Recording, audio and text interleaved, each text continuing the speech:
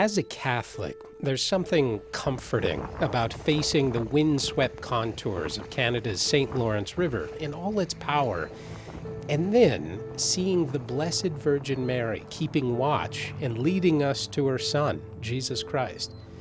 The chapel of Notre Dame de Bon Secours, Our Lady of Good Help, is Montreal's oldest stone church, sitting for hundreds of years as a beacon of hope. It celebrates a special milestone this year, having acted as a refuge for residents, pilgrims, sailors, and travelers arriving by the seaway. The chapel is celebrating its anniversary this year, and it's 250 years. Just the number 250 makes It's people, huge. it's Yeah. huge. And then people talk, what? It's been there that long and it's still there? It's still there and it's growing. It's growing, it's growing. And that's a little bit different because a lot of churches are having financial difficulties. Welcome to the Faithful Podcast. I'm your host, Tony Ganser, and today we'll explore together a fascinating chapter of Catholic history in North America and learn that key to the story of this chapel and the Catholic community of Nouvelle France, New France, is Sainte Marguerite Bourgeoys. She was the first teacher of the colony of Ville Marie and founder of the Congregation of Notre Dame. And she was laid to rest on the site that she worked so hard to consecrate for the Lord with help of the Blessed Virgin Mary. Marguerite is a perfect symbol of resilience. Never give up. Maybe what God didn't allow in Troyes is waiting for you in Nouvelle France. Maybe Mary is waiting for you there. Because no matter how hard life can get, Mary is with you and your faith will always sustain you. Always. And it feeds you.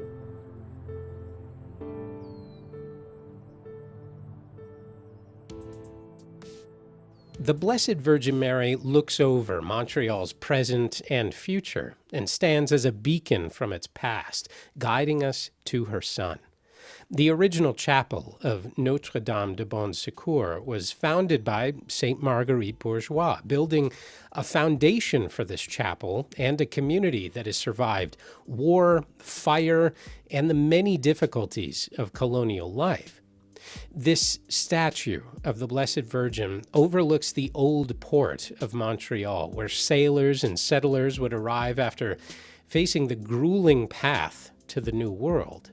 This place represented peace, refuge, and it still does, in a way.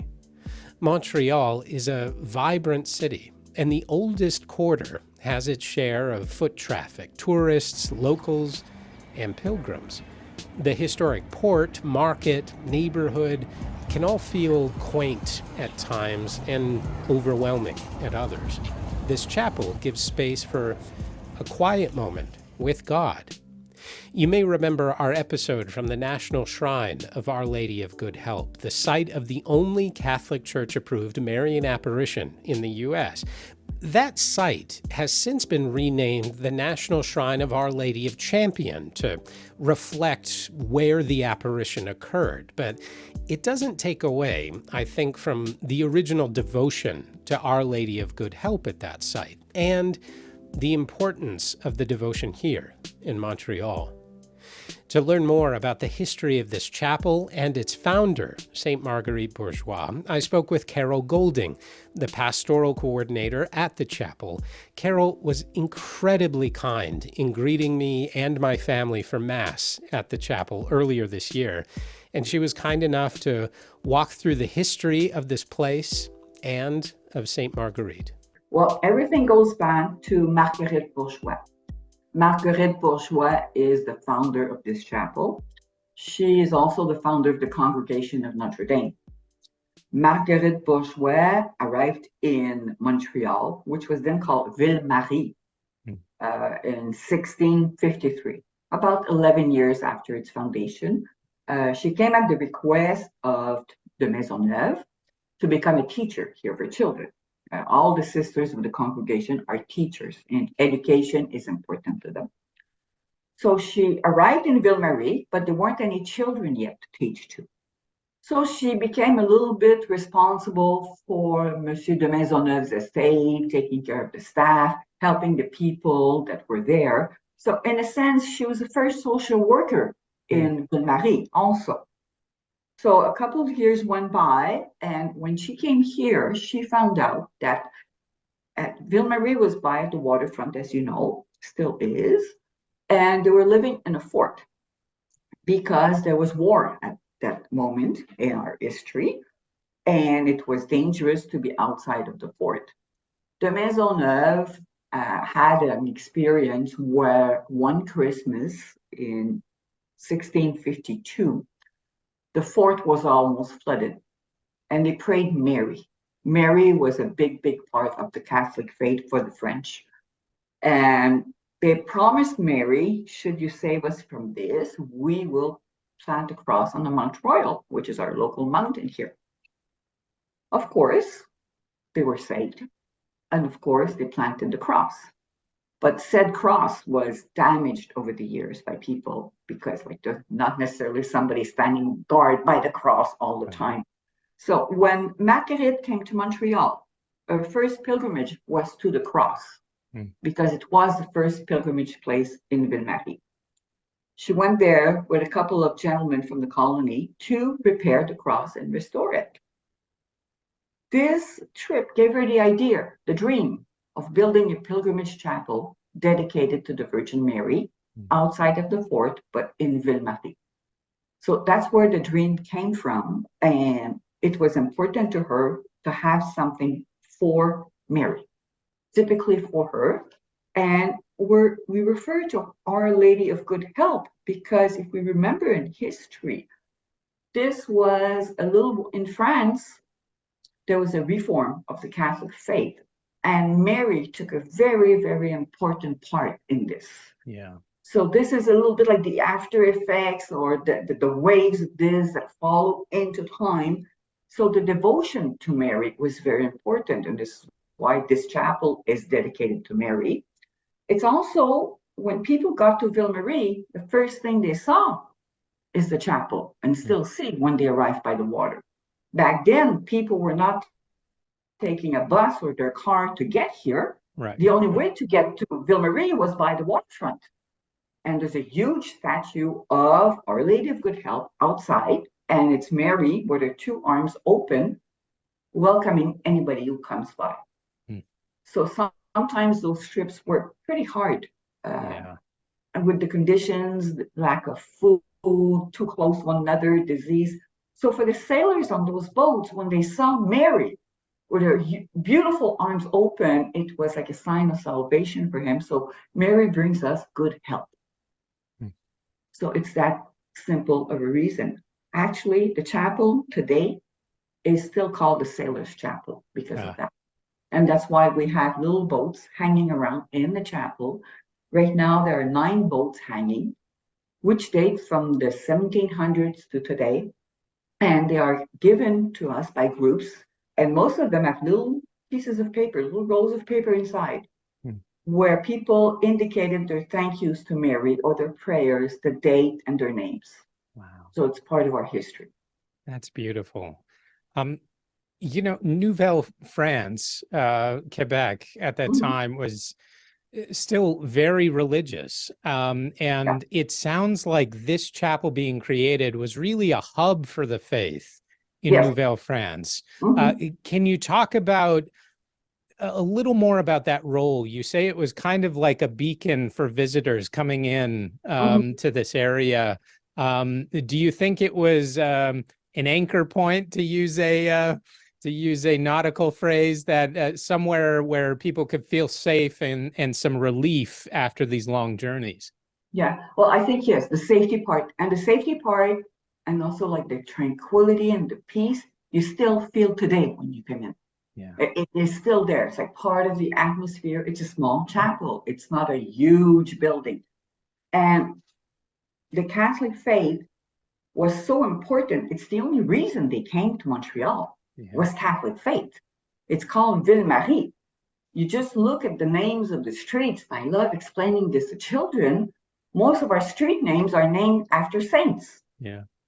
And that's not a coincidence. And slowly people were coming in, and they started with doing one mass and then two masses a day. And then it became so big that there were masses a couple times a day here. And it was part of their daily life to be thankful to Mary because conditions were hard. We're so lucky today. We live in this world where everything is easy.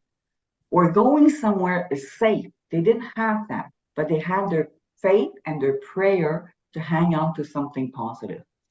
At some point, it slowed down a little bit as the Bonsacro area was growing. You know, the market came into place and everything like that. So Monseigneur Bourget, who was the second bishop in Montreal, this was around the period where people were getting typhus. He also got sick. So Monseigneur Bourget prayed Mary to get better from the typhus. And he promised her three things should he survive. Number one, a statue, a golden statue for Mary in the chapel. Number two, a painting describing the collaboration between the different congregations of sisters and priests that were literally taking care of the ill on the streets. Mm-hmm. You see them laying on the streets and the sisters taking care of them there. And he would also invite everybody to come back to the chapel as a pilgrimage, because doing a pilgrimage is a step a little bit more than just attending a religious place. Yeah. There's an intent in it. There's a feeling of going towards. So that was very positive. We all know that he survived. He was better, and promises were kept. And people are still going on today to this chapel every week. The painting is beautiful. It's in the entrance of the chapel, but if people are not curious and they don't look up, they don't see it because it's on the ceiling. Yeah. And Monseigneur Bourget, being with a little bit of sense of humor, asked the painter to paint him into the painting. So you can see Monseigneur Bourget on the ceiling taking care of the people that were sick. He was a very expressive person, but that did a lot for the history of the chapel. Yeah, that's great. I wonder if we could talk a little bit more about Saint Marguerite and kind of how was her identity and her interpretation of her vocation, how did that represent kind of the faith at that time? Because you know, to hear that a sister would want to go and, you know, venerate a cross on top of Mount Royal, that makes sense. But to go farther and say, we need a chapel, we really need this initiative, it seems to represent almost that frontier spirit that we had at that time in history. Exactly. And if I might, Marguerite was not a sister when she did that. Marguerite became a sister very later on in her life. Okay, right. Marguerite was born in Troyes, in France. Marguerite knew from a younger age that faith was a very important part of her family. It was part of everybody in the family. She was looking to see what she would do. Marguerite even applied to become a Carmelite. Yep. But she was refused. Marguerite was working with the external congregation of Notre Dame in Troyes. That's where she met de Maisonneuve's sister, Louise de Maisonneuve. So that's how they got involved with de Maisonneuve and going to Ville-Marie. She applied for another community, and that did not work out. What Marguerite wanted was something different, because the communities back then were all cloistered.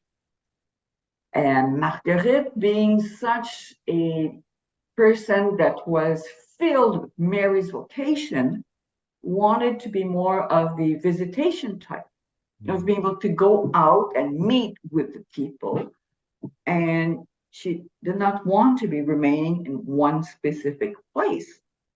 That being said, she went to a pilgrimage at Notre-Dame de Pantin in Troyes in October of I'm bad with the dates, 1640, if I'm not mistaken. And passing under the portal, because they had to go outside, it was just filled with too many people. When they had processions back then, everything, all of the life stopped. Yeah. Something religious or spiritual was happening, and the importance was put there. So Marie turned around and looked up at the portal, and she saw Mary. And she called it from that moment on her touch of grace. At that moment, she knew she was going to give her life to God. Mm-hmm. And that was going to be the only thing of importance in her life. She was 20 years old. Wow. Wow. 20 years old. And she had that dare. She had, to use the language, the guts to do this, the strength, the resilience. Because when she first came here, wanted to build a chapel, the priests that were here were saying, oh no, we have a church. We don't need anything more, especially not from a lady. She never gave up. Yeah. She's one of the strongest women I've ever known. She's resilient. She's quite a businesswoman. The sisters have never borrowed money. Yeah. Everything was, they did a lot of, she would cook and sew for the man of Nouvelle France if they helped her build a wall. Everything was trade and exchange all of the time. She actually went back to France a couple of times. Marguerite did the trip from Troyes to Ville-Marie 7 times. Wow. In her life. That trip was about 3.5 months long. Yeah. In the worst conditions possible. So she did that all of those times. That's a couple of years of her life. She went back to Troyes to get more sisters to help build the community here. She went to Troyes and she brought back some young ladies. Because if they wanted families, they needed young ladies for the young gentlemen that were living there. So it's only by 1655 that she was able to build her school. Wow. The first chapel they began building in 1655, but the official date of the foundation is 57. We have to understand, back then there was only about 160 people in Ville-Marie. So maybe there was one carpenter, Right. half a plumber, or something like that. It's not what we think of today, okay? Unfortunately, as it did happen back then a lot, there was a fire, and the first chapel was burned down in 1754. Nobody gave up. Marguerite, in the meanwhile, went back to France again, because she was also at the same time trying to get permission to build a community, permission for the chapel. So she kept going back and forth and always trying to get more people. So they were able to start again the reconstruction of the chapel in 1771. And then slowly it became what it is today. Slowly the offerings started to come in. We spoke about the boats that are there. The first series of boats came from the Zouaves, which were the soldiers to the Pope. And up until COVID, they still came to the chapel once a year, every year. Wow. The descendants of these gentlemen. And they would come in with their uniforms, playing music in the streets. And all of old Montreal around here just turns around and looks, and they want to come and see. It's there. You can feel it. You can feel it. And when they restored the chapel in 1996, they restored the chapel and part of where the museum is today. They found the foundations of the first chapel. They were not aware that they were exactly on the same site. Yeah. And that's still in our archaeological site today that people can come down and see. And you see that the first chapel was a little bit more oval, and it was about 1/3 of the size of today's chapel. And you see where the rows were, but there were no benches in the chapel. People had mass standing up. Yeah. But it makes it so concrete because in the land, there's also little pieces of burnt wood, nails, and screws from the burnt down building. So it's amazing to see. Wow. Wow. Gosh. Just a last thought on Saint Marguerite on this section.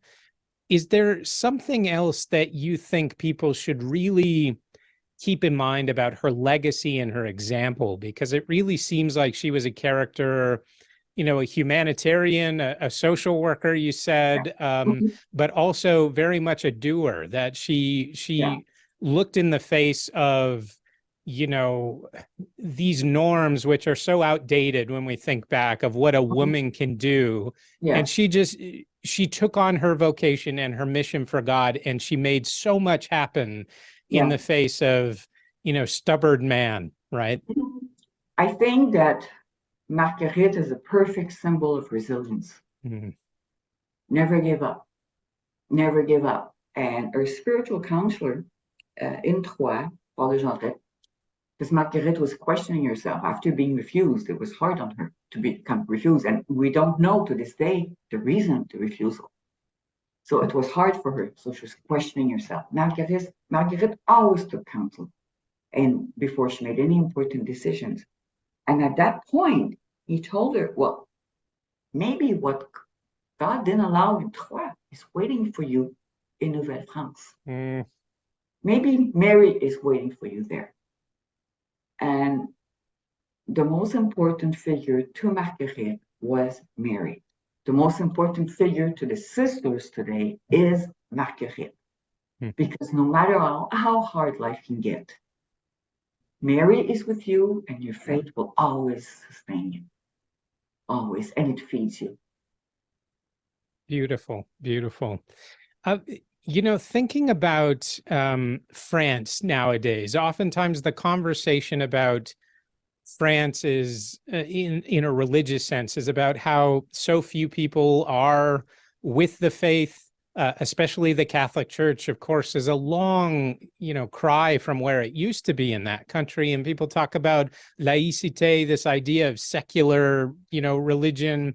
But Quebec is still very much a hub, at least it seemed to me on my own pilgrimage, of the faith, that there are so many holy sites and there are so many just faithful Catholics still.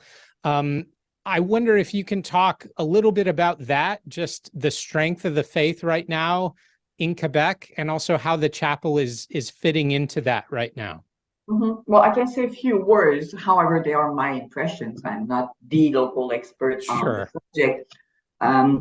We did have, I'd say, a couple of leaner years, okay, where there was a split between the civil and the religious side here in Quebec. Faith is still strong, but it has evolved. It has changed a lot. It's not the same devout faith that it was a year ago, and it takes different forms of expression today. And I think our chapel is the best example of that. Marguerite Bourgeois has taught us to be welcoming to everyone without judgment. And this is what the chapel does. We have a small community that gathers every weekend. They come from all over the place. Some of them drive over an hour to come to Mass here. And they respect the cult as it used to be, and we're still doing it, and it's important to them. The other part of Bicycle Chapel is we are open to people that want to come in, stop, breathe, meditate, pray, just close their eyes for 2 seconds in this world that has become so fast and so filled with everything. We are located in an area that is touristic. So, of course, that does help a bit. But we're also neighbors to a shelter for men. So they're also part of our clientele that come in every day. And every single human being that comes into this place feels one form or another of spirituality and faith. And everybody shares it. And I think because people they elect to come here. We're not a parish. So people elect to come here. It makes it different and makes it stronger. And it makes that faith will survive in the years to come. And that sounds like how it started, that the chapel was very much an anchor, a place of peace for travelers. I keep thinking of the first communities. Sitting down here, looking at places and looking at things evolve, and things grow a little bit by themselves. We're there, we do our job on Sunday mornings, but now people are getting attached People know us. People turn around. And I turned around last weekend and, oh, geez, there's only 3 children today. How come? Well, not when I started here, we didn't have any children. There's only 3, but young families are getting attached to this place, are coming back, are offering to help, want to get involved, talk to one another. And when Mass ends and we open the 2 doors to the chapel outside, we only have 3 small steps, as you know, outside. Yeah. People gather there and talk. Yes. It's a community. And in the summer, I have at least 3 picnics in our yard in the back for people after Mass to come. When we have groups that come in, groups can come in for a visit, a complete visit. They can come, we can plan Masses for them if they want to celebrate here at the same time, or just a rosary, should they prefer. But we also do pilgrimages with them in the streets of Old Montreal. Nice. We call it Following Marguerite Bourgeois. And we've established partnerships with the other places around here where we can have a visit at the museum in the morning, have lunch in a restaurant, and then go for the pilgrimage around the town. We also spoke with the city. There's a couple of places where people can have a picnic, and it's all to be open and to be there and to be recognized as a place of faith in Montreal. Oh, that's so great. And it's great to hear there's all this activity in a special year for the chapel and for the mission. Do you want to talk a bit about your anniversary that you're already starting to see kind of an influx of visitors for? Yes, well, we can certainly speak about it a couple of times. The chapel is celebrating its anniversary this year, and it's 250 years. Just the number 250 makes people, huge. It's huge. And then people talk, what? It's been there that long and it's still there. It's still there and it's growing. It's growing. And that's a little bit different because a lot of churches are having financial difficulties. Yeah. A lot of them are having a hard time recruiting again post-COVID because it's been very difficult on some community. Our priests are not getting any younger. Right. The sisters are also getting older, and some of them are stopped working with COVID, and we understand it, but we're growing. And we're there for people, and we're going to keep on doing it. And I think it's very important. Is there anything else you want to say? We've kind of gone through a very quick version of the history of the chapel and Marguerite. But just for listeners who maybe are just now being introduced to the story, do you have any final thoughts for them? Well, I want to mention somebody else that's in the chapel that was a friend of Marguerite, Jeanne Lebert. Jeanne Lebert was the first recluse in North America, and her remains are in the chapel. And she was a student of Marguerite Bourgeois in the first school here in Ville-Marie. Wow. And she stayed in a small room, attending the first original chapel, and where she had a cot to lie on, a small window, so she could sleep looking at the altar. And she spent her life doing that. To us, it's important because Jeanne represents the person that is quieter in her faith, that is more centered, that is stopped. And Marguerite is the other side of faith, the one that goes out in front of people. So the two of them together make something complete. And we got quite a surprise this year because on May 17th, they reopened the process for Jeanne to become a saint eventually. Wow. And we even had members of Jeanne's descendants' family that came in from Troyes to be at the opening of this process. So it's a great collaboration and it's a great place to be in. Oh, that's incredible. Carol, those are all of my questions. This has been fantastic. Thank you so much. Thank you. My thanks to Carol Golding for speaking to me about this wonderful chapel and about St. Marguerite. Please consider visiting the chapel if you're in Montreal, or consider taking advantage of their virtual tour on their website. It is pretty cool. And as our series from Wisconsin really brought home, we're all on a pilgrim journey in our own way.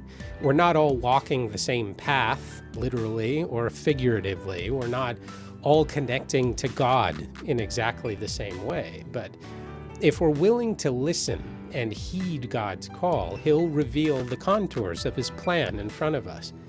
For St. Marguerite, she built a community and a chapel that continues to ignite the faith today.